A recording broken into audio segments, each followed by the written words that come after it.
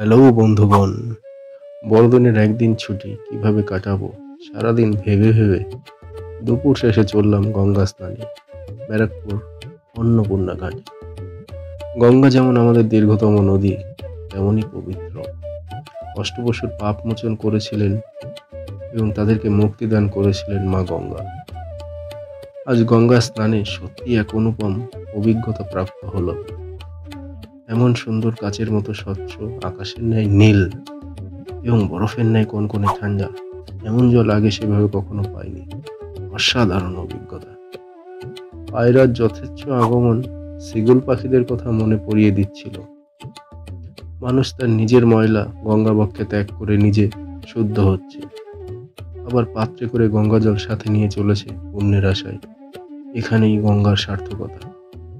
আর বেশি কিছু বললাম না। সকলে ভিডিওটি উপভোগ করো, আর কেমন লাগলো অবশ্যই মতামত দিও।